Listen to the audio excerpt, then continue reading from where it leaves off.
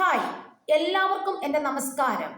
നമ്മൾ മലയാളികൾ എല്ലാവരും എന്തുകൊണ്ടാണ് ഇമോഷണൽ ഫീലിങ്സ് ഉണ്ടാകുമ്പോൾ പെട്ടെന്ന് എല്ലാവർക്കും ഒരു സഹതാപ തരംഗം ഉണ്ടാകും അല്ലേ? ഇപ്പം നമ്മൾ ഉദാഹരണം പറഞ്ഞ ഇപ്പം സുധി എന്ന് പറയുന്ന കൊല്ലം സുധി എന്ന് പറഞ്ഞ ആൾ, അദ്ദേഹത്തിന്റെ പേരിൽ ഒരുപാട് സഹതാപ തരംഗമാണ് സോഷ്യൽ മീഡിയയിൽ വന്നത്. പിന്നീട് ഇപ്പം അദ്ദേഹത്തെ കീറി മുറിക്കുന്ന ഒരു സംഭവം ഉണ്ടായിക്കൊണ്ടിരിക്കുകയാണ് എപ്പോഴും. അദ്ദേഹത്തിന്റെ വിവാഹക്കാര്യമാന്ന് പറഞ്ഞാലും അല്ലാത്ത ജോലിക്കാര്യമാന്ന് പറഞ്ഞാലും അദ്ദേഹത്തിന്റെ ഫൈനാൻഷ്യൽ മാറ്റേഴ്സിനെ കുറിച്ചും അദ്ദേഹത്തിന്റെ കുട്ടികളെ കുറിച്ചും അദ്ദേഹത്തിന്റെ ഭാര്യയെക്കുറിച്ചും അദ്ദേഹത്തിന്റെ കുടുംബത്തെക്കുറിച്ചും എല്ലാം വളരെയധികം ഡിസ്കസിങ് ചെയ്തുകൊണ്ടിരിക്കുകയാണ് ആൾക്കാരെല്ലാവരും.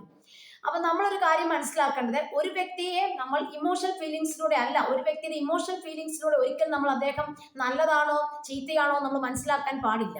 ചില ആൾക്കാർക്ക് ഇമോഷണൽ ഫീലിങ്സിലൂടെ ജനങ്ങളെ കയ്യിലെടുക്കാൻ നല്ല ഒരു കഴിവുണ്ട്.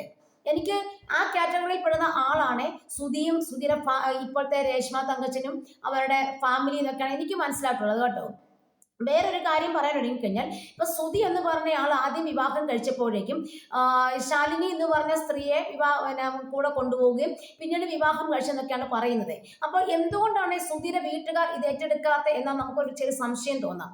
സുധി നമ്മുടെ പരിപാടികളിലൊക്കെ വന്ന് പറയുന്നത് എന്താണ്, കൊച്ചിനെ എവിടെയാണോ പ്രോഗ്രാം അവതരിപ്പിക്കുന്നത് ആ സ്റ്റേജിന്റെ പുറകിൽ കൊണ്ടുപോയി കിച്ചു എന്ന് പറഞ്ഞ കുട്ടിയെ കിടത്തി ഉറക്കിയാണ് സുധി പ്രോഗ്രാം അവതരിപ്പിച്ചെന്ന് പറയുന്നു. അപ്പോൾ സ്വാഭാവികമായിട്ടും എല്ലാവരും ചിന്തിക്കുന്ന ഒരു കാര്യം എന്താണ്, എന്തുകൊണ്ടാണ് സുധീയുടെ വീട്ടുകാർ എന്തുകൊണ്ട് കുഞ്ഞിനെ ഏറ്റെടുത്ത് നോക്കിയില്ല? സുധീയുടെ അമ്മ കുറെ ചെറുപ്പമായിരുന്നല്ലോ അന്നേ, ചേട്ടനും വൈഫും ഒക്കെ അന്ന് ചെറുപ്പമായിരിക്കാം. അപ്പൊ ഇവരൊക്കെ എന്തുകൊണ്ടാണ് ഈ കുഞ്ഞിനെ നോക്കാൻ വേണ്ടി ഒരു ഇനിഷ്യേറ്റീവ് എടുക്കാഞ്ഞത്? അവർ ജോലിക്കാരാന്ന് പറഞ്ഞാലും സ്വന്തം അമ്മയുണ്ടല്ലോ, ആ അമ്മയൊക്കെ എന്തുകൊണ്ടാണ് ഞാൻ ഇങ്ങനെ ഒരു കുട്ടിയെ നോക്കിക്കോളാം, നീ പ്രോഗ്രാമിന് പൊക്കോ എന്ന് എന്തുകൊണ്ട് പറയാനില്ല എന്ന് നമ്മൾ സ്വാഭാവികമായി ചിന്തിക്കേണ്ടിയിരിക്കുന്നു. ഇതിൽ നിന്നൊക്കെ എനിക്ക് മനസ്സിലാക്കാൻ പറ്റിയെന്ന് വെച്ചാൽ, അന്നത്തെ കാലഘട്ടത്തിൽ സുധി പ്രോഗ്രാമുമായിട്ട് നടന്നു.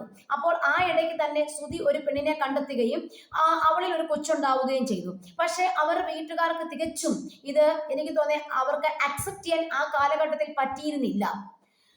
അതെന്താന്ന് ചോദിച്ചു കഴിഞ്ഞാൽ, ഇങ്ങനെ ഒരു ചെറുക്കൻ ഒരു പെണ്ണിനെ വിളിച്ചുകൊണ്ട് വരികയും അതിലൊരു കൊച്ചുണ്ടാവുക ചെയ്തത് ഒരിക്കലും ആ വീട്ടുകാർക്ക് അല്ലെ ആ അമ്മയ്ക്ക് അല്ലെ അവർ അപ്പനെ അല്ലെ ആ സഹോദരങ്ങൾക്ക് അതൊന്നും അന്നത്തെ കാലഘട്ടത്തിൽ ഇതിനോടൊന്നും ഒരു യോജിപ്പും ഉണ്ടായിരുന്നില്ല എന്ന് നമുക്ക് പറയേണ്ടിയിരിക്കുന്നു. അല്ലെങ്കിൽ എന്തുകൊണ്ടാണ് ഈ കുഞ്ഞിനെ ഏറ്റെടുത്ത് അവർ നോക്കിയില്ല? വേറൊരു സ്ത്രീ ഇവിടെ വന്ന് പറഞ്ഞല്ലോ, അവരാണ് കുഞ്ഞിനെ നോക്കിയെന്ന് പറയുന്നു. 2-3 വർഷക്കാലം അവരാണ് കിച്ചുവിനെ നോക്കിയതും കിച്ചുവിന്റെ ബാല്യകാലം മൊത്തം അവരുടെ കൈകളിലായിരുന്നു നമ്മൾ കേട്ടത്. അപ്പോൾ അവർ അമ്മ എന്തുകൊണ്ട് ഇത് ഏറ്റെടുത്തില്ല എന്ന് ചോദിച്ചു കഴിഞ്ഞാൽ നമുക്ക് മനസ്സിലാക്കാൻ പറ്റുന്നത്, ഇങ്ങനെ ഒരു ബന്ധത്തിലേക്ക് പോയപ്പോൾ അവരുടെ വീട്ടുകാർക്ക് ഇതൊട്ടും ഇഷ്ടപ്പെട്ടിരുന്നില്ല. അപ്പോൾ സുധി അവരുടെ വീട്ടിലേക്ക് പോയിരുന്നില്ല എന്ന് തന്നെ നമുക്ക് മനസ്സിലാക്കേണ്ടിയിരിക്കുന്നു. അതുകൊണ്ട് മാത്രമാണ് വീട്ടുകാർ ഈ ബന്ധം ഒരിക്കലും അക്സെപ്റ്റ് ചെയ്യാത്തത് കൊണ്ട് മാത്രമാണ് അവർ ഈ കിച്ചുവിനെ നോക്കാതിരുന്നത്. അതുപോലെ തന്നെ അതിനുശേഷം ആ ബന്ധം പോയതിനു ശേഷം സുധി വീണ്ടും വിവാഹം കഴിച്ചു. അതിനകത്ത് വീണ എന്ന് പറഞ്ഞ പെൺകുട്ടി പറയുന്നത്, അവർ സുധിയുടെ വീട്ടിലൊക്കെ പോയി അവരെ ശരിക്കും സമൂഹം അറിഞ്ഞുള്ള വിവാഹമായിരുന്നു എന്നാണ് പറഞ്ഞത്. അതിനുശേഷം വീണയുടെ അമ്മ മാത്രമേ ഉള്ളൂ കൂടെ ഉള്ളത് കൊണ്ട് സുധിയുമായിട്ട് വീണയുടെ വീട്ടിലാണ് താമസിച്ചുകൊണ്ടിരുന്നത്. അപ്പോഴും കിച്ചു കോട്ടയത്തല്ല, കിച്ചു എന്ന് പറഞ്ഞ വ്യക്തി വളർന്നത് കൊല്ലത്ത് തന്നെയാണ് വളർന്നത് ആ സമയത്ത് എന്നാണ് പറയുന്നത്. ഇപ്പോൾ നമ്മൾ മനസ്സിലാക്കേണ്ട ഒരു കാര്യം, കിച്ചുവിന്റെ ചെറുകാലത്തെ, അതായത് കിച്ചു പഠിച്ച വിദ്യാഭ്യാസ കാലഘട്ടമെല്ലാം കൊല്ലത്ത് തന്നെ ആയിരുന്നു. അതിനുശേഷം വീണയുമായ വിവാഹബന്ധം 3-4 വർഷം ഉണ്ടായിരുന്നുള്ളൂ. അതിനുശേഷം അതും വിവാഹം വേർപെട്ടു. അതിനുശേഷമാണ് രേഷ്മ തങ്കച്ചൻ എന്ന് പറഞ്ഞ രേണുവിനെ നമ്മുടെ സുധി വിവാഹം കഴിച്ചെന്ന് പറയുന്നുണ്ട്. അപ്പോൾ രേണു ഇടപെട്ടത് കൊണ്ട് മാത്രമാണ് രേണുവിന്റെ എന്താ പറയുക, സുധിയോടുള്ള അഗാധമായ പ്രേമവും, അതായത് രേണു പറയുന്നത് ഇങ്ങനെയാണ്, ശരിക്കും സുധിയനെ TV പ്രോഗ്രാമിനകത്ത് കണ്ടാണ് ഭയങ്കര ഇഷ്ടം തോന്നി. അതായത് നമ്മുടെ ജഗദീഷിനെ അനുകരിക്കുന്ന കണ്ടിട്ടാണ് സുധിയോട് ഇഷ്ടം തോന്നി എന്നാണ് പറയുന്നത്. അപ്പൊ അത്രയും ആ സുധിയോട് ഇഷ്ടം തോന്നി എങ്ങനെയെങ്കിലും സുധിയനെ കൈവശമാക്കാം എന്നുള്ള ഒറ്റ ചിന്ത മാത്രമേ രേണുവിനുണ്ടായിരുന്നുള്ളൂ. അതുകൊണ്ട് രേണു രണ്ടും കൽപ്പിച്ചു പോയി നമ്മുടെ നമ്പരൊക്കെ തപ്പിയെടുത്ത് നമ്മുടെ സുധിയനെ വിളിക്കുകയും സുധിയായിട്ട് കോണ്ടാക്റ്റിൽ ഏർപ്പെടുകയും ഒക്കെ ചെയ്തെന്നാണ് പറയുന്നത് കേട്ടത്.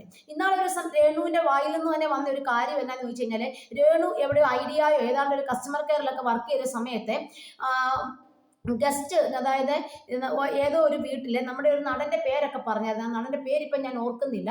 അദ്ദേഹത്തിന്റെ വീട്ടില് ഗസ്റ്റായിട്ട് നിന്ന സമയത്താണ് ഈ സുധിയെ പരിചയപ്പെടുന്നതും. അങ്ങനെ ഈ രേണുവും സുധിയും കൂടെ പല സ്ഥലങ്ങളിലൊക്കെ പോയി അവരെ ചുമ്മാ എല്ലായിടം കറങ്ങാനൊക്കെ കൊച്ചുമായിട്ട് പോയിട്ടുണ്ടെന്നൊക്കെ പറയുന്നുണ്ട്. ഫുഡ് കഴിക്കാനും അല്ലാതെ ഓരോന്നിനൊക്കെ പുറത്തു പോവുകയും അങ്ങനെയൊക്കെ ഒരുപാട് കാര്യങ്ങൾ നടന്നതിന് ശേഷമാണ് ഇവർ വിവാഹത്തിലേക്ക് വന്നെന്നാണ് പറയുന്നത്.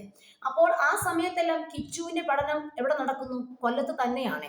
അപ്പൊ കുറച്ച് കാലഘട്ടത്തിന് ശേഷം കിച്ചു നിന്നത് തന്റെ കൊല്ലം എന്ന് പറഞ്ഞ തന്റെ അച്ഛന്റെ വീട്ടിൽ തന്നെ ആയിരുന്നു.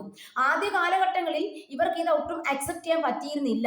പിന്നീട് ശ്രുതി എന്ന് പറഞ്ഞ വ്യക്തി മൂന്നാമതൊരു വിവാഹം കഴിക്കുന്നതും അല്ലെ ഒരു മൂന്നാമത് രജിസ്റ്റർ മാരേജ് ആണോ അല്ലെ വിളിച്ചുകൊണ്ട് വന്നതാണോ എന്നൊന്നും അവർ പറയുന്നില്ല. അത് നടന്നതിന് ശേഷം അവർക്ക് വീണ്ടും ഒരുപക്ഷെ അതിനോട് യോജിക്കാൻ പറ്റിയിരുന്നില്ല.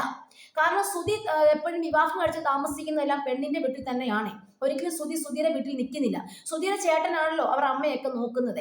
അപ്പോൾ ആ ഒരു പശ്ചാത്തലം ഒരിക്കലും ആ വീട്ടുകാർക്ക് അംഗീകരിക്കാൻ പറ്റുന്നില്ല എന്ന് നമുക്ക് പറയേണ്ടിയിരിക്കുന്നു. അപ്പൊ സുധി താമസിക്കുന്നത് പെണ്ണിന്റെ വീട്ടിലായതുകൊണ്ട് പെണ്ണിന്റെ വീട്ടിൽ വന്ന് താമസിക്കുമ്പോൾ പ്രത്യേകിച്ച് അവിടെ വേറെ ആംഗളമാരൊന്നും ഇല്ലാത്തൊരു വീടാകുമ്പോൾ തീർച്ചയായിട്ടും ആ വീടിന്റെ ഉത്തരവാദിത്തം മൊത്തം സുധിയുടെ കൈകളിലായിരുന്നു. അങ്ങനെ സുധിയാണ് നമ്മുടെ രേണുവിനെയും രേണുവിന്റെ ഫാദറിനെയും അമ്മയും ഒക്കെ നോക്കിയത്. അങ്ങനെ സുധിയുടെ ആ കാലഘട്ടം കഴിഞ്ഞതോടുകൂടി രേണു ഒക്കെ പൈസ ഇല്ലാതായി ഒരുപാട് വിഷമത്തിലായി എന്ന് പറയുന്നുണ്ട്. അതിനുവേണ്ടി ഇപ്പോൾ രേണു ഒരു ജോലിക്ക് ഇറങ്ങി. അപ്പോൾ അവിടെ വീണ്ടും കിച്ചുവിനെ അവർക്ക് നോക്കാൻ പറ്റാത്ത അവസ്ഥയായി. അപ്പോൾ കിച്ചു വീണ്ടും കൊല്ലത്തേക്ക് പോകുന്നു. അവിടെ തന്റെ വിദ്യാഭ്യാസം തുടർന്നുകൊണ്ട് പോകുന്നതാണ് നമുക്ക് എല്ലാവർക്കും മനസ്സിലാക്കുന്നത്. അപ്പോൾ രേണു എല്ലായ്പ്പോഴും ഒരു 3-4 വർഷം അങ്ങേയറ്റം വന്ന ഒരു 2-3 വർഷക്കാലം കിച്ചുവിനെ തന്റെ കൂടെ നിർത്തിയിട്ടുണ്ടാകാം. അന്നേരം സുധിയുടെ കൂടിയാണല്ലോ എപ്പോഴും നോക്കുന്നത്. അത് തന്നെയല്ല, കിച്ചു കുറച്ച് മുതിർന്ന ഒരു കുട്ടിയും കൂടെ ആയി പോയി. ചെറു കാലഘട്ടങ്ങളിൽ കിച്ചുവിനെ നോക്കിയത് ഒരു സ്ത്രീ ആയിട്ടും പിന്നീട് അവൻ കൊല്ലത്ത് വളർന്നാണ് പറയുന്നത്. പിന്നീട് ഇപ്പോൾ നമ്മൾ മനസ്സിലാക്കേണ്ട കാര്യം, ശരിക്കും ഈ കൊല്ലംകാർ എന്തുകൊണ്ട് ഇതൊന്നും ഏറ്റെടുത്തില്ല എന്ന് ചോദിച്ചു കഴിഞ്ഞാൽ ഈ സുധിയുടെ ഈ ദുർനടപ്പുകൾ മാത്രമായിരിക്കും. അതൊന്നും അവർക്ക് ഇഷ്ടപ്പെട്ട് കാണത്തില്ല. നല്ലൊരു ഫാമിലി ആയിട്ടാണ് നമുക്ക് സുധിയുടെ ഫാമിലിയെ തോന്നുന്നത്. അപ്പോൾ അവർക്ക് നാണക്കേട് ഉണ്ടായിരിക്കാം, പുറത്തു പറയുന്നതിൽ ആക്ഷേപം ഉണ്ടാകാം. തന്റെ മകൻ ഒരു പെണ്ണിനെ കെട്ടിക്കൊണ്ട് വരുന്നത് അല്ലെ വിളിച്ചോണ്ട് വരുന്നത് ആ അമ്മയ്ക്ക് സഹിക്കാൻ പറ്റിയിട്ടുണ്ടാകില്ല. അതുകൊണ്ട് മാത്രമായിരിക്കാം അവർ പിന്നീട് ഒന്നും ഏറ്റെടുക്കാതിരുന്നത്. അപ്പോൾ ശ്രുതി വന്ന് ഓരോ സ്റ്റേജിലും വന്ന് ഭയങ്കര ഇമോഷണലായിട്ട് സംസാരിക്കുമ്പോൾ ജനങ്ങൾ അത് ഏറ്റെടുക്കുകയും അവർക്ക് ഒരുപാട് സഹായങ്ങൾ ചെയ്തു കൊടുക്കുകയും അത് അവർ മുതലെടുക്കുകയും അവർ ഭയങ്കര ലാവിഷ് ലൈഫ് കൊണ്ട് നടക്കുകയൊക്കെ ചെയ്തതിന്റെ ഫലമായിട്ടാണ് അവർക്ക് ഒരുപാട് കടങ്ങൾ വന്നെന്നാണ് ഇപ്പോൾ പറയുന്നത്. എന്തായാലും ശ്രുതിയുടെ കൂടെ കൂടിയ എനിക്ക് തോന്നുന്നത് വീണ എന്ന് പറഞ്ഞ പെൺകുട്ടി ഒരുപാട് നല്ല മര്യാദയിൽ തന്നെ കഴിയുന്ന ആളാണ്. ബാക്കി ഇവർ രണ്ടുപേരും എന്ന് പറഞ്ഞാലും അവരവരുടെ ഇഷ്ടത്തിന് ജീവിക്കുകയും ഒക്കെ ചെയ്താണ് നമുക്കിപ്പോൾ കാണാൻ പറ്റുന്നത്. ഈ രേണു എന്ന് പറഞ്ഞ വ്യക്തി ശ്രുതിയോട് എന്തെങ്കിലും ആത്മാർത്ഥത കാണിക്കുന്നുണ്ടോ? ഇപ്പോൾ ശ്രുതി എന്ന് പറഞ്ഞ വ്യക്തി ഇപ്പോൾ ചിന്തിക്കുന്നുണ്ടോ ഞാൻ അത്രയും സ്നേഹിച്ചിരുന്ന എൻ്റെ ഭാര്യ ഇതുപോലത്തെ ഓരോ കോപ്രായങ്ങളൊക്കെ കാണിച്ച് നടക്കുവോ സോഷ്യൽ മീഡിയയിലൂടെ എന്നൊക്കെ? ഒരിക്കലും ശ്രുതി ചിന്തിക്കുന്ന പോലും ഉണ്ടായിരിക്കത്തില്ല. പിന്നെ ഈ രേണു കാണിക്കുന്നത് രേണുവിന് ഇഷ്ടമായിട്ട് തന്നെ കരുതി കാണും. കാരണം ഇപ്പൊ ശ്രുതിയുടെ വീട്ടുകാർ രേണുവിനെ ഒന്നും പറയാൻ ഒരിക്കലും വരത്തില്ല. കാരണം ശ്രുതി ഇല്ലല്ലോ. അപ്പൊ അവർ ചിന്തിക്കുന്നത് എന്താണ്, ഇനി അവളായി അവിടെ പാടായി എന്താന്ന് വെച്ച് ചെയ്തോട്ടെ എന്ന് വിചാരിക്കും. പിന്നെ കിച്ചുവിനെ സംബന്ധിച്ച് രേണു എന്ന് പറഞ്ഞ വ്യക്തി ഒരു താൽക്കാലിക കുറച്ച് നാളത്തേക്കുള്ള ഒരു അമ്മ മാത്രമാണ്. എന്നേക്കുള്ള ഒരു അമ്മയായിട്ട് അവനും കാണുന്നില്ലായിരിക്കാം. അതുകൊണ്ട് എന്തേലും വാട്ടെ, അവരെ വൃക്ഷത്തിന് പോട്ടെ എന്ന് ആ കൊച്ചും വിചാരിച്ചു കാണും. അതുകൊണ്ടാണ് ഇതിനകത്തൊക്കെ എന്തെങ്കിലും ആത്മാർത്ഥത ഉളവാകുന്നുണ്ട് എന്ന് നമുക്ക് ഭയങ്കര സംശയമുണ്ട്. സത്യം പറഞ്ഞാൽ ഈ റിലേഷൻഷിപ്പിലൊന്നും ഒരിക്കലും ഒരു ആത്മാർത്ഥത ഫീൽ ചെയ്യുന്നില്ല. ആത്മാർത്ഥത ഉണ്ടായിരുന്നുവെങ്കിൽ തീർച്ചയായിട്ടും കിച്ചു എന്ന് പറഞ്ഞ വ്യക്തിയും ശ്രുതിയുടെ വീട്ടുകാരും അതുപോലെ രേണുവും ഒക്കെ ചേർന്ന് പോയേനെ. ഇവിടെ അതൊന്നുമല്ല. രേണുവിന്റെ ഫാമിലിയായിട്ട് മുന്നോട്ട് പോകുന്നു, കിച്ചുവിന്റെ പഠനമായിട്ട് മുന്നോട്ട് പോകുന്നു, ചേട്ടനും വൈഫും ഒക്കെ അവരുടെ ഫാമിലിയായിട്ട് മുന്നോട്ട് പോകുന്നു.